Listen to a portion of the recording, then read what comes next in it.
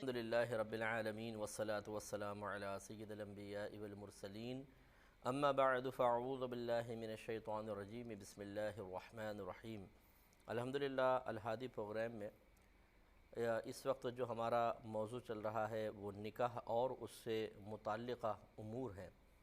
مثال کے طور پر نکاح جب انسان کا ہوتا ہے تو مہر کے معاملات بھی ہوتے ہیں، پھر طلاق کے معذاللہ بعض اوقات معاملات بھی ہو جاتے ہیں، اسی طرح اولاد کی پرورش کے معاملہ، پھر عورت کی عدت کے مختلف معاملات ہوتے ہیں۔ یوں ہی مرد و عورت کے ساتھ رہنے کے بہت سارے مسائل ہوتے ہیں جن پر قرآن پاک نے روشنی ڈالی ہے۔ تو ہم نے نکاح کے بارے میں تفصیلی کلام کیا اور ان عورتوں کے بارے میں جن سے نکاح حرام ہے، جن سے نکاح جائز ہے، ایک طویل ہمارا ماشاءاللہ اس پہ کلام ہو چکا ہے۔ اور اس وقت جو ہمارا موضوع چل رہا ہے وہ مہر ہے۔ مہر کے بارے میں قرآن عظیم نے مختلف طریقے سے ذکر کیا ہے، اور میں نے اس کی آپ کو تھوڑی سی تفصیل عرض کر دی تھی کہ مہر دو طرح کا ہوتا ہے، ایک مہر معجل ہوتا ہے عین کے ساتھ، ایک مہر مؤجل ہوتا ہے حمزہ کے ساتھ۔ مہر معجل کو عند طلب بھی کہتے ہیں، بس اس کا اتنا کانسیپٹ ذہن میں رکھ لیں، یہ ہے، باقی سب عوامی باتیں غلط ہوں گی۔ صرف اتنا ہے کہ عورت اگر چاہے تو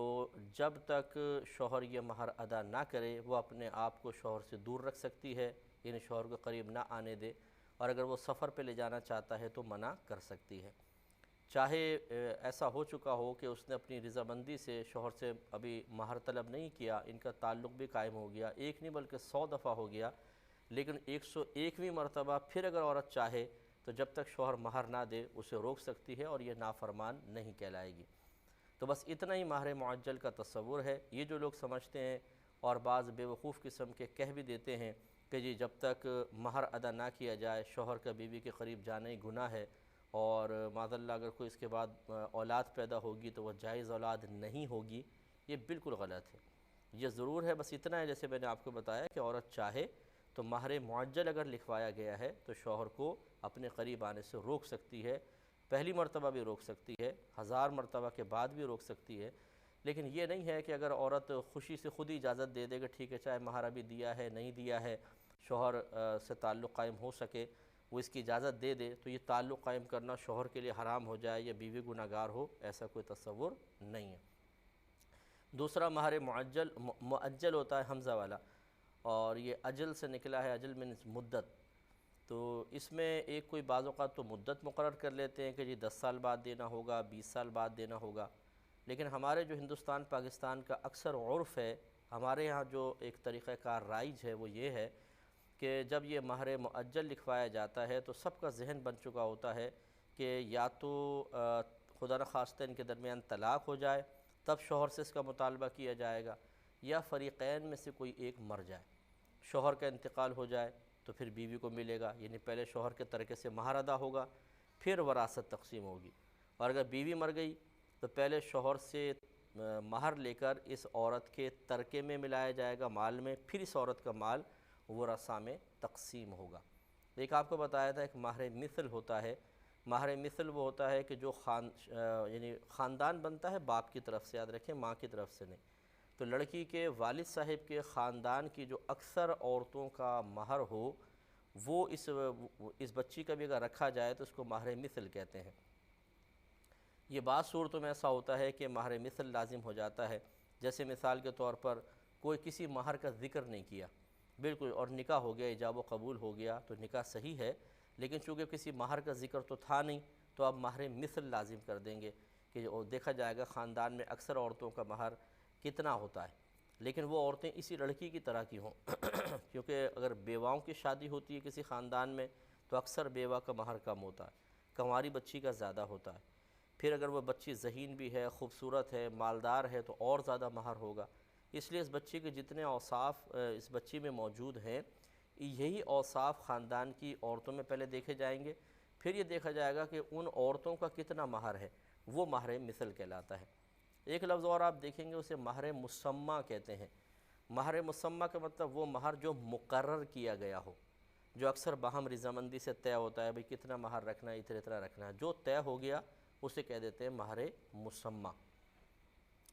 مہر کی کم از کم مقدار آپ کو بتائی تھی 10 درہم ہے، جو آج کل کے 2-2,500 روپے 3,000 روپے زیادہ بن جائیں گے۔ 10 درہم چاندی، یہ مطلب شرعی مہر ہوتا ہے، اور شرعی مہر سے مراد ہے کم از کم اس کی مقدار، زیادہ کی کوئی مقدار شریعت نے مقرر نہیں کی ہے، باہم رضامندی سے جتنا چاہیں مقرر کر سکتے ہیں، لیکن اس میں اذیت اور تکلیف نہیں ہونی چاہیے۔ یہ میں تقریباً آپ کو باتیں عرض کر چکا تھا، میں نے ایک دفعہ پھر دہرا دی ہیں۔ اب ہم آیت کی طرف آتے ہیں جو پچھلے پروگرام میں ذکر کی تھی، اور اس پہ کلام ابھی چل رہا تھا۔ سورہ نساء کی آیت نمبر 19 ہے۔ اللہ تعالیٰ فرماتا ہے، یا ایھا الذین آمنو، اے ایمان والو، لا یحل لکم، تمہارے لیے یہ حلال نہیں ہے، ان ترثوا النساء کرہن، کہ تم عورتوں کی ذات کے زبردستی وارث بن جاؤ، ولا تعضلوہن، اور عورتوں کو اس نیت سے نہ روک لو، لتذہبوا ببعض ما آتیتموہن، کہ جو مہر تم نے ان کو دیا ہے اس میں سے کچھ واپس لے لو۔ اس نیت سے عورتوں کو زبردستی نہ روکو، الا ان یأتین بفاحشۃ مبینۃ، مگر اس صورت میں کہ وہ بالکل واضح طور پر کوئی بے حیائی کا کام کرے۔ وعاشرہن بالمعروف، اور ان کے ساتھ اچھا برتاؤ کرو۔ فإن کرہتموہن، اگر تم ان عورتوں کو ناپسند کر رہے ہو یا تم نے ان کو ناپسند کیا ہے، فعسیٰ ان تکرہوا شیئا، تو عنقریب ایسا ہو سکتا ہے کہ تم کسی چیز کو ناپسند کرو، وَيَجْعَلَ اللَّهُ فِيهِ خَيْرًا كَثِيرًا، اور اللہ تبارک و تعالیٰ اس میں خیر کثیر رکھ دے، یہ ہو سکتا ہے۔ تو یہ آپ کو سمجھایا تھا کہ پہلے زمانے میں اس طرح ہوتا تھا، زمانہ جاہلیت میں، کہ جو خاندان کی عورتیں ہوتی تھیں، بعض اوقات لوگ زبردستی ان کے ذات کے وارث بن جاتے تھے۔ کیا مطلب کہ جیسے باپ فوت ہوا، اب باپ کی کئی بیویاں ہیں، تو یہ زبردستی ان کو مقید کر لیا کرتے تھے، اس خوف کی وجہ سے کہ ایسا نہ ہو کہ یہ اور جگہ جا کے شادی کریں تو جو باپ کا مال ان کو ملا ہے وہ کسی اور تک پہنچ جائے۔ تو ہمارے مذہب اسلام نے اس سے منع کیا کہ اس طرح عورتوں پہ ظلم و ستم نہ کیا جائے۔ جب عورت بیوہ ہو گئی، عدت گزار لی ہے، تو پھر اس کو ہمارا مذہب یعنی یہ کہتا ہے کہ عورت کو پھر بالکل شرعی طور پر جو وراثت میں حصہ ملتا ہے وہ دیا جائے گا، اور اس کے بعد وہ آزاد ہے، وہ جس سے چاہے نکاح کرے، کوئی زبردستی نہیں کر سکتا کہ اس کو روک کر مقید کر کے شادی وغیرہ نہ کرنے دے، اس خوف کی وجہ سے کہ جو وراثت میں اس کو ملا ہے کسی اور تک پہنچ جائے۔ اگر کوئی ایسا کرے گا تو یہ گناہ ہوگا، اور اللہ تعالیٰ نے منع فرمایا کہ ایسا نہ کیا جائے کہ بیوی کو اس وجہ سے روک لیا جائے کہ اگر ہم اس کو چھوڑ دیں گے تو مہر دینا پڑے گا، یا جو مہر دیا ہوا ہے، مثلا پہلے دے دیا مہر، اب بیوی ساتھ خوش نہیں ہے، نہیں چاہتی کہ ساتھ رہے، تو انسان جان بوجھ کر اس کو کہیں نہ طلاق دے نہ چھوڑے تاکہ سارا مہر مجھے دے دے، اس طرح تنگ کرنا اس کو مہر واپس حاصل کرنے کے لیے، یہ بھی ایک گناہ کی صورت ہوتی ہے۔ مگر اللہ تعالیٰ نے ارشاد فرمایا کہ ہاں یہ ہو سکتا ہے کہ اگر وہ کوئی بے حیائی کا کام کریں، اور پھر شوہر یہ سمجھتا ہے کہ میں نے تو اس کے ساتھ بہت اچھا سلوک کیا تھا، اس کو مال بھی دیا سب کچھ، لیکن اس کے باوجود اس کا کردار غیر مناسب ہے، اور واقعی اس کو ثبوت بھی مل جائے، تو پھر یہ کر سکتا ہے کہ اس غلط کردار کی عورت سے اپنا مال واپس لینے کے لیے یہ اس کو کہہ سکتا ہے کہ میں تمہیں چھوڑوں گا نہیں، یعنی تمہیں مقید کر کے رکھوں گا جب تک کہ میرا مال تم مجھے نہ دے دو۔ پھر یہ چونکہ عورت کا قصور ہے، اس نے ایک بد کرداری کی ہے، لہٰذا پھر شوہر پر کوئی وبال نہیں ہوگا۔ اور یہ حکم دیکھیں کتنا واضح حکم ہے، اور یہ امر ہے، یعنی اللہ تعالیٰ نے ایک آرڈر دیا ہے قرآن عظیم میں کہ وعاشرہن بالمعروف، اور تم عورتوں کے ساتھ اچھا برتاؤ کرو۔ اب اچھا برتاؤ کیسے کرنا چاہیے؟ قرآن پڑھا ہو کسی مسلمان نے، پھر اچھے برتاؤ کی وضاحت اس نے حاصل کی ہو، پھر اپنا ذاتی محاسبہ کیا ہو کہ کیا میں اچھے برتاؤ کرنے کے قابل ہوں یا نہیں، اور پھر سیکھنے کے بعد باقاعدہ پریکٹیکلی طور پہ اچھا برتاؤ کیا بھی ہو، تب کہیں جا کے اس آیت پر عمل پیرا ہونے کی سعادت حاصل ہو سکتی ہے۔ لیکن پہلی بات، ہم قرآن نہیں پڑھتے ہیں، ہماری کوئی تربیت نہیں ہوتی ہے، شادی کرنے کا سب کو شوق ہے، اچھا شوہر بننے کے لیے، مکمل تربیت حاصل کرنے کے لیے کوئی بھی تیار نہیں ہے، اور پھر نتیجہ یہ نکلتا ہے کہ ایک آدمی سمجھتا ہے میں بہت اچھا شوہر ہوں، اپنی دانش میں سمجھ رہا ہوتا ہے، لیکن شریعت اسے اچھا شوہر قرار نہیں دیتی ہے۔ تو اس لیے اس کو بھی سیکھنا چاہیے کہ اچھے برتاؤ سے مراد کیا ہے۔ تو اچھے برتاؤ سے مراد یہ ہے کہ جو عورت کا مہر ہے وہ اس کو تنگ کیے بغیر دیا جائے، اس کے ساتھ رویہ اچھا مناسب رکھا جائے، دھیمے لہجے میں گفتگو ہو، یہ نہیں کہ جھڑک کر ڈانٹ ڈپٹ کر زیادہ بیجا سختی کرتے ہوئے اور اس کو ذلیل کرتے ہوئے ایسا مطلب معاملہ اس کے ساتھ کریں۔ اس کی یہ عاشروا بالمعروف کے خلاف، عاشروہن بالمعروف کے خلاف ہوگا۔ اسی طریقے سے اگر اس کو علم دین سیکھنا ہے تو علم دین اس کو سکھائے۔ جیسے اکثر بچیاں ایسی ہوتی ہیں کہ ان کو علم نہیں ہوتا، تو پہلے تو ماں باپ پہ ذمہ داری تھی، اگر ماں باپ نے نہیں سکھایا، شادی ہو گئی تو اب شوہر پہ ذمہ داری ہے کہ اسے علوم دینیہ سکھائے۔ اور یہ بھی عاشروہن بالمعروف کے تحت ہی آئے گا کہ اگر وہ کسی غلط کام میں ملوث ہو رہی ہے، مثلا غیبتیں کر رہی ہے، کوئی بدنگاہی کرتی ہے، تو شوہر احسن طریقے سے اس سے روکے، یعنی نیکی کا حکم کرے، برائی سے روکے۔ تو غرض ہے کہ جس طرح مطلب ایک اچھے انسان کو ہونا چاہیے، بااخلاق طریقے سے، باکردار طریقے سے، ویسا ہی بیوی کے ساتھ معاملہ رکھنا چاہیے۔ ایسا نہ ہو کہ باہر انسان دوستوں میں تو بڑا سخی بنے کہ یار میں تمہیں چائے پلاتا ہوں، یہ لو، یہ کھاؤ، یہ پیو، اور بڑے اخلاق کے ساتھ باتیں کرے، دوستوں کی زیادتیاں برداشت کرے، ان کی غلطیوں کو نظر انداز کرے کہ نہیں یار دوستی میں فرق آئے گا، چھوٹی چھوٹی بات پہ کوئی پکڑا جاتا ہے، چھوڑو یار، نظر انداز کر لو، دوستی نہ خراب ہو۔ اور گھر میں جب آئے تو ان میں سے کسی بات پر عمل پیرا نہ ہو، نہ پیسہ دے گھر کے اندر، بخل اس پر غالب آ جائے، چھوٹی چھوٹی غلطیوں پر گرفت سختی کے ساتھ اور زیادہ مطلب نامناسب طریقے سے کرے، اور معاف کرنے کے لیے تیار نہ ہو، موڈ آف ہوا تو پھر ہفتے بھر تک موڈ آف ہے۔ یہ غلط طریقے ہیں، کسی کی بیٹی کے ساتھ، کسی کی بہن کے ساتھ، کسی کی بچی کے ساتھ ایسا معاملہ نہیں کرنا چاہیے۔ اور اس میں ایک بہترین طریقہ یہ ہے کہ انسان جب بھی مطلب کوئی ایسا کرنا چاہے عمل، ڈانٹنا ہے، ڈپٹنا ہے، کوئی رویہ اختیار کرنا ہے، بلکہ میں کہتا ہوں کہ ان چیزوں کے اوقات آنے سے پہلے، یہ وقت آنے سے پہلے اکثر انسان کو آنکھیں بند کر کے خود سوچنا چاہیے، اور اس انداز سے کہ اگر بالفرض میری بیٹی ہو اور اس کی شادی ہو جائے اور وہ یہ غلطی کرے تو میں اپنے داماد سے کس چیز کی توقع اور امید رکھوں۔ مثلا بیٹی نے کوئی گلاس توڑ دیا مثال کے طور پر، اب آپ چشم تصور میں دیکھ رہے ہیں کہ کیا داماد اسے مارنا شروع کر دے، گالیاں بکنا شروع کر دے، برا بھلا کہنا شروع کر دے کہ تو اندھی ہو گئی ہے، نظر نہیں آتی، باپ کا مال ہے تیرا، کس طریقے سے گرا کے تو نے قیمتی گلاس توڑ دیا، یا پھر یوں تصور میں آ رہا ہے یا دل خواہش کر رہا ہے کہ نہیں داماد جو ہے وہ درگزر کرے، چلو کوئی بات نہیں، آئندہ تھوڑا احتیاط کرنا، ذرا احتیاط سے اٹھانا تمہارے ہاتھ زخمی نہ ہو جائیں۔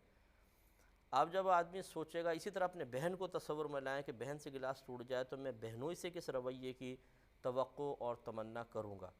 بس جو نتیجہ سامنے آئے دیانتداری سے سوچیں، اب ویسا رویہ اپنی زوجہ کے ساتھ رکھنا ہوگا۔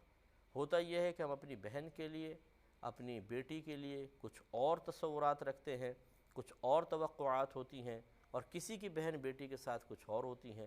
ہماری بچی غلطی بھی کر دے، ہماری بہن سے غلطیاں ہو جائیں، ہم چاہتے ہیں کہ اس کو درگزر کیا جائے، معاف کیا جائے، پیار سے سمجھایا جائے، زیادہ سختی نہ کی جائے۔ اور کسی کی بچی جو ہمارے ماتحت ہے اسے ڈانٹو، ڈپٹو، ذلیل کرو، اسے اندھی کہو اور پتہ نہیں کیا کچھ کہو، اور اس طرح بھڑاس نکال کے دل ٹھنڈا کر کے چلو جاؤ اچھا آئندہ احتیاط کرنا۔ ارے بھائی ساری تو آپ نے باتیں کہہ دیں، اب آخر میں دھیما سا لہجہ کر کے ثابت کرنے کی کوشش کر رہے ہیں کہ چلو جی میں نے درگزر کر دیا ہے۔ یہ درگزر کرنا نہیں ہوتا، اس طرح اتنا ذلیل کرنے کے بعد اور پھر مطلب آپ یہ کہیں کہ چلو اچھا کوئی بات نہیں صاف کر لو، یہ کوئی بات نہیں، شروع میں کہنا چاہیے تھا، کیونکہ ہم اپنی بیٹی یا بہن کے لیے بھی اسی چیز کی توقع رکھتے ہیں۔ ہاں یہ بہنوں کو بھی احتیاط کرنی چاہیے کہ بعض بالکل بے پرواہی سے کام کرتی ہیں اور کوئی ان کو درد نہیں ہوتا شوہر کے مال کا، یہ بھی نہیں ہونا چاہیے، اس سے غلط مطلب نتیجہ مرتب ہوتا ہے۔ لیکن ہم بات کر رہے ہیں شوہر کی کہ عاشروہن بالمعروف، جو اللہ نے فرمایا کہ ان عورتوں کے ساتھ اچھا برتاؤ کرو، تو اس میں اچھے برتاؤ کے لیے ایک تو باقاعدہ علم انسان سیکھے، کوئی تربیت حاصل کرے، اور یوں بھی جیسے میں نے کہا کہ کر سکتا ہے کہ وہ تصور میں لائے کہ اگر میری بہن اور بیٹی کے ساتھ ایسے معاملات ہوں جو متوقع ہیں کہ میری بیوی اور میرے درمیان معاملات ہوں گے، تو میں اپنی بیٹی اور بہن کے لیے اپنے داماد اور بہنوئی سے کس رویے کی توقع رکھتا ہوں، یا میری تمنا ہے کہ کیسا رویہ ہونا چاہیے، بس ویسے ہی رویہ پھر انسان کو اختیار کرنا چاہیے۔ اس سے ایک پیار بھرا ماحول بنتا ہے، ایک عورت کو بھی احساس ہوتا ہے کہ مجھے کم از کم انسان سمجھا جا رہا ہے، تو پاؤں کی جوتی نہیں سمجھا جا رہا، مجھے کوئی مطلب حقیر مخلوق نہیں سمجھا جا رہا، بھیڑ بکری کی طرح نہیں ہے کہ جب چاہا مار دیا پیٹ دیا، تو اس سے اسے بھی تحفظ کا احساس ہوتا ہے، اور ایک اچھے وہ بھی اس کے دل میں زیادہ پیار پیدا ہوتا۔ ورنہ یہ یاد رکھیں کہ ایک عورت کی مجبوری ہوتی ہے اور اس کے تحت اچھا رویہ ہوتا ہے، ایک ہوتا ہے دل سے پیار محبت پیدا ہو، دل میں پیار محبت اور اچھا رویہ، اس میں بڑا فرق ہے۔ اب بعض اوقات ہوتا ہے شوہر سخت مزاج ہے، ذلیل کرتا رہتا ہے، بیوی بھاگ بھاگ کے کام کر رہی ہے، وقت پہ چائے بنا کے دے رہی ہے، جوتے پالش کر رہی ہے، کپڑے استری کر رہی ہے، کپڑے وقت پہ دھو کر دے رہی ہے، اور مزاج کا خیال کر رہی ہے، بچوں کو شور نہ کرنے دینا، یہ نہ وہ نہیں، تو شوہر سمجھتا ہے کہ شاید یہ محبت ہے بہت زیادہ، لیکن یہ ہو سکتا ہے کہ آپ کے نامناسب رویے کی وجہ سے وہ مجبوراً ایسا کر رہی ہو کہ بد دماغ آدمی ہے، میں ایسا کروں گی تو پھر ایسا بولنا شروع کر دے گا، تو اب وہ دل سے نہیں کرے گی بلکہ دل میں ہوگی نفرت، دل میں ہوگی کراہت، اور وہ اتنی عزت نہیں ہوتی دل میں اگر اس طریقے سے نامناسب رویہ لگاتار رکھا جائے۔ تو ایک یہ بھی کام بہرحال کر رہی ہے، لیکن سوچنا چاہیے کہ یہ دل سے نہیں ہوگا۔ بہت ہی کم ہوتا ہے کہ کوئی ایسی بہن عظیم ہو کہ ہر غلطی شوہر کی نظر انداز کر کے چھوڑو جی اس کا عمل اس کے ساتھ، اور وہ دل سے خدمت کریں، پیار سے خدمت کریں، لیکن وہ بھی تو آخر ایک انسان ہے، اور انسان پر اس کی کیفیات، اس کے جذبات غالب آتے ہیں، تو ہو سکتا ہے بس مروت میں وہ کام کرے اور دل سے نہ کرے۔ اور ایک ہے کہ شوہر اس کی عزت کو اپنی عزت سمجھتا ہے، پیار سے محبت سے مناسب رویے کے ساتھ رہتا ہے، نامناسب حرکات سے بچتا ہے، تو اب وہ عورت جو کام کرے گی تو اس میں کچھ اور ہی مطلب جذبہ کار فرما ہوگا، اور کچھ اور ہی پیچھے امور ہوں گے جو اس کو ابھار رہے ہوں گے اس کام کی طرف اور استقامت کی طرف، وہ ہے پیار ہے، محبت ہے، شوہر کی عزت ہے، عظمت ہے۔ یہی وجہ ہے کہ جو اس طرح عورت کو ذلیل کرتے رہتے ہیں، جب وہ جاتے ہیں عورتیں جب کسی آپس میں بیٹھتی ہیں تو کبھی اچھے الفاظ کے ساتھ وہ شوہر کو یاد نہیں کریں گی، اور یہ ایک مطلب نبی کریم صلی اللہ علیہ وسلم کا بڑا پیارا فرمان عالی شان ہے، اس پہ توجہ کرنی چاہیے کہ سرکار صلی اللہ علیہ وسلم نے ارشاد فرمایا کہ سب سے برا وہ شخص ہے جس کے شر کی وجہ سے لوگ اس کی تعظیم کریں۔ یہ بہت برا ہے کہ اس کے شر کی وجہ سے، کہ یار نہیں کریں گے